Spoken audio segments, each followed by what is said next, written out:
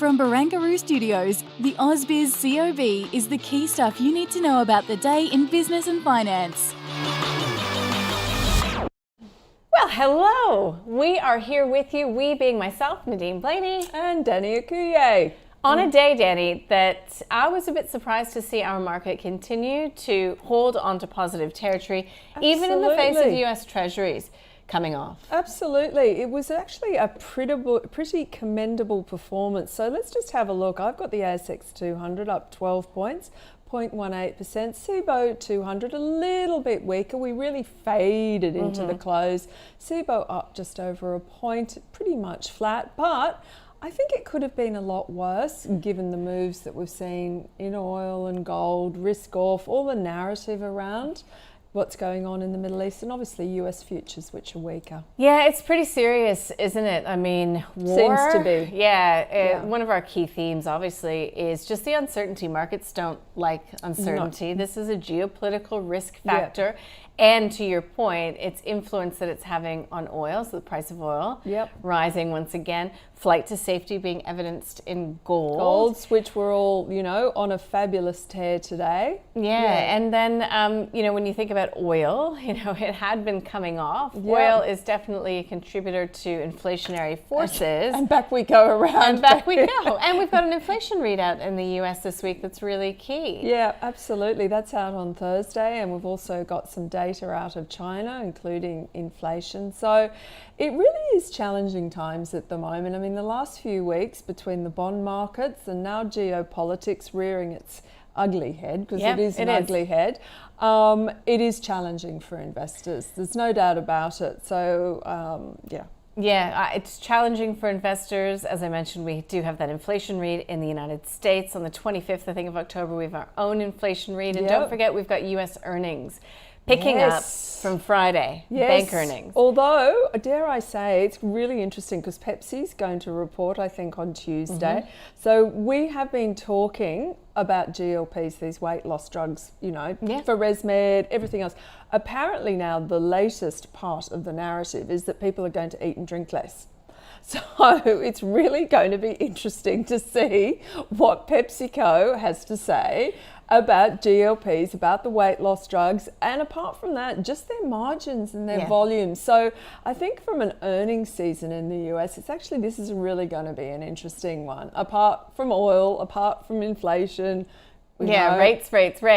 But and I think PepsiCo, I'm glad you brought it up because it's always such an interesting one because you get insight into the state of the broader US economy. Correct. You get insight into even trucking, you get insight into the jobs market. Absolutely. And to your point on margins, in that jobs data that came out on Friday, I was just really interested to read that, the wages component of that, which did show a slowing in wages growth, is that an early signal to a lot of these corporates that they can't keep, putting their prices up, can't keep increasing their margins. So it's all happening, isn't it? It's all happening. We've got you covered. But back to today, no big surprise to see, the leading sector being energy. I mean, Woodside was up significantly. Really strongly. Santos as well as Beach Energy.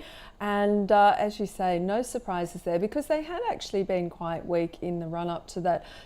Quite a strong fall off in oil prices down to $85 a barrel.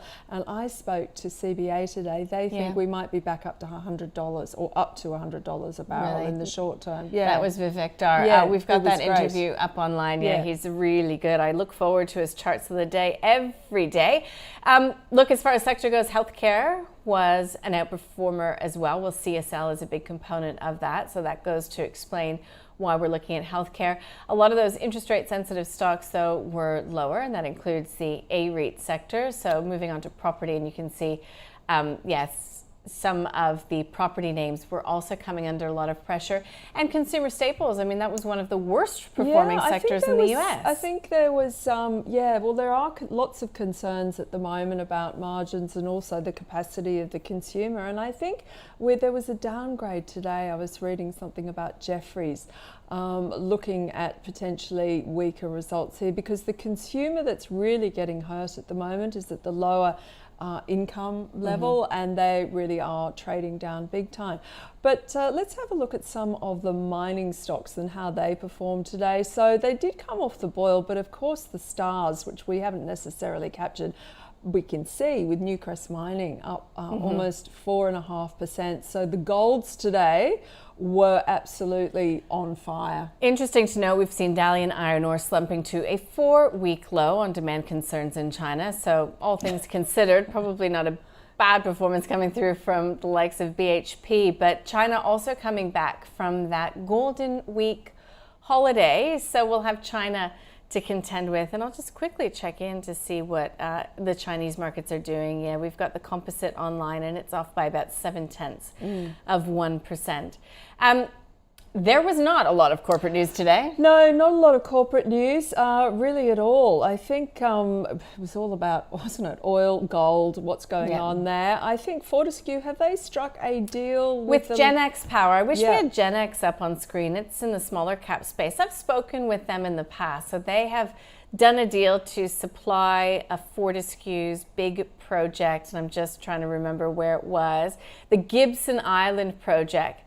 With solar energy, and so that's part of Fortescue's renewable energy. We had Meyer rising. We've got Chairman Joanne Stevenson stepping down after 7 years on the board, and we've got a current exec director, Ari Mervis, being appointed to replace her. Yeah, and then over in New Zealand, Fonterra has raised its milk price forecast for the year ahead. And there's been a lot of chopping and changing there, hasn't there, in terms of milk prices at the end of the day. But they did list El Nino as well as in their communication with the market. So yeah, it's a decent move on a day like today, I suppose, coming through. And then I think this is the note that you were Yes, there was a change a little bit in terms of some of the brokers being downbeat for the outlook on both Coles and Woolworths. A lot of margin pressure going on. Again, interesting that all these companies too are experiencing thefts. That has been going up, which is also a theme that you've seen over in the US. But it looks like stock of the day for you on the call today was Karoon Energy. Yeah, well, I thought energy, obviously, for pretty obvious reasons. But then Karoon also had a broker upgrade. I think it was RBC Capital Market lifted its price target. Karoon is in the ausbiz fantasy portfolio. Mathan Somasundaram, who's one of my guests today, has been a long-term fan of the stock, so I thought today was the day to revisit Karoon Energy. Let's listen to what our guests had to say.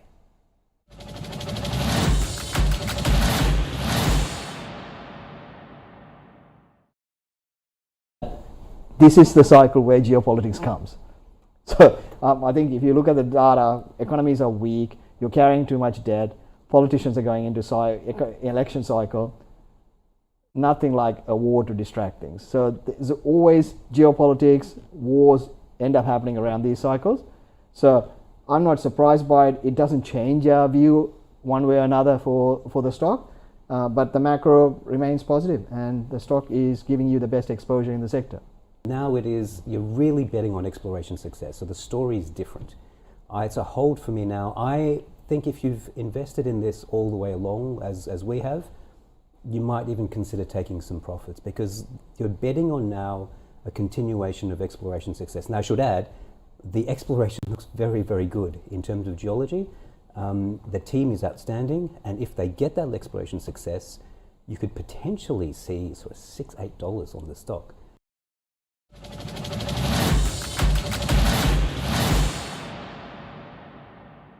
So that will be remaining in the ausbiz fantasy portfolio, it seems like. Absolutely, and very much in terms of exploration, getting that one right for Karoon Energy. I know lots of guests really like that stock. It is one of the favourites. Well, it's one of the only listed oil producers, if not the listed only, oil producer in Australia. And well, we've seen what is likely to happen with the price of oil, according to Vivek Dar from Commonwealth Bank. Let's see if there was any sort of idiosyncratic moves in terms of the leaders in the market today. Not really. I mean, I'm surprised to see brain chip there. You know, I even Googled that earlier on to try and find out. And if Motley Fool can't find out what's going on, then there's no hope for us. So brain chip seems to have a brain of its own at the moment. But really, it is very much, look at it, it's gold, golds. And they had been lagging, they had been sold off. And that was largely due to weaker gold prices. But hey, today the buyers were in big time with De Grey Mining up over 9%. There was actually a bonus buy mentioned on today's episode of The Call. I am teasing you. You will have to listen or watch it to find out what that was. But yeah, Nathan nominated the company that he likes best as far as Aussie listed gold, because Genesis Minerals came up today. So that's that's an explorer. It's got a crazy market cap, and it's one of the favored, apparently I'd sort of flown under my radar, gold picks right now. Right. And its share price has been going really well, but they were not big fans of Genesis. So there you go. There's a little bit of an insight into what we were talking about on the call today. I know that Harry Watt from Shaw & Partners and Market Matters also was talking about the gold stocks, and that is up online if you'd like to take a listen. There's plenty of analysis both on oil and gold if you go to ausbiz.com.au and catch up with our video on demand. But laggards, Magellan. Yeah, no, they really are having a tough time again. So their funds under management, the fall, they lost about $4 billion. They announced it on Friday. The stock was down, I think, about 18% on Friday. So that fall has accelerated today, off an almost 8% down to $6.70. So market really looking for them to arrest the declines in FUM, even though it tends to be more institutional than retail at the moment. Clearly the market's not liking it.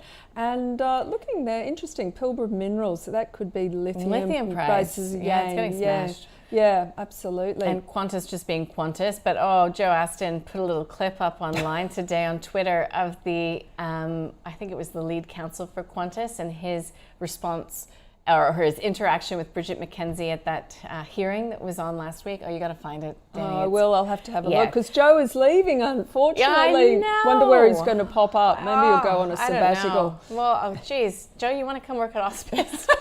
I'm kidding, sort of. Life 360 was mentioned on the call today. Yeah. It's down. So look, I didn't see any news associated with it, but look, it is one of those companies that does put out a quarterly report come November, so that will be very closely watched by the market. And again, you'll have to listen to that episode or watch that episode of the call if you want to know what the guys said about Life 360. Absolutely. And have we got some small caps? There we go.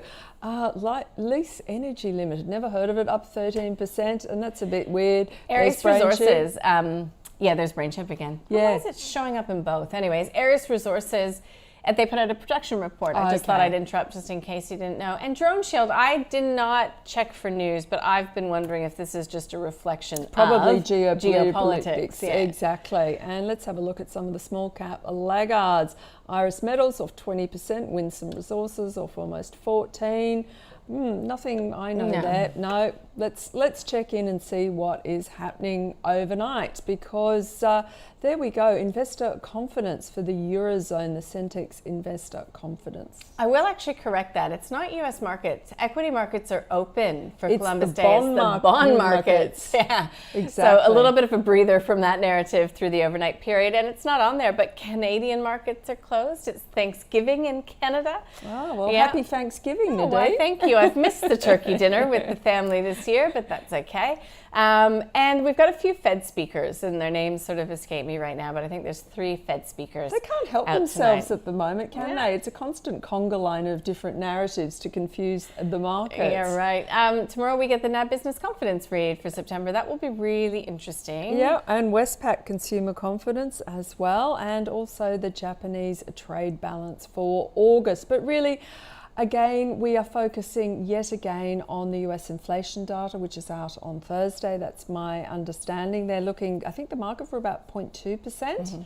Core inflation, that's for September. So that'll be important. But in between then, there's potentially a lot of water under the bridge, isn't there, Nadine, with what's going to happen with Israel, Gaza, Hamas. And we're seeing it today in the Aussie dollar, which is off almost 0.6% at the moment. So that really is signifying a bit of a risk-off environment going into the European trade, and just having a wee look at those minis, and pretty much down across the board. So I've got the Dow minis down over 200 points. So that lovely gain that we saw on Friday, unfortunately, may disappear overnight, but we will have to wait and see. Yeah, and we've got over 1,100 people dead, and as Israel is retaliating after those Hamas attacks. We've got the Bank of Israel looking to sell $30 billion worth in Forex markets to help moderate the shekel's volatility. And of course, we're watching, treasuries down, as you mentioned, oil surging, gold up. So there's a lot that markets will be digesting through the overnight period. And absolutely. We'll cover it all for you tomorrow. But it looks as if the local market has... Let's get a final read. So the COB 200 up 1.2 points, and that's pretty much flat. And the ASX 200 up 16 points, or 0.2%, closing out at 6,970. Well, that's the fourth session, third session in a row maybe of a positive finish I think it might be ASX. Actually, we're really range bound at the moment, aren't we? It's sort of up, down, and so still below 7,000, which psychologically is a damaging one. But you never know what's going to happen in the month of October, do you? And we never know what's going to happen tomorrow. We will be with you. We'll be live from 9:30. Have a great night.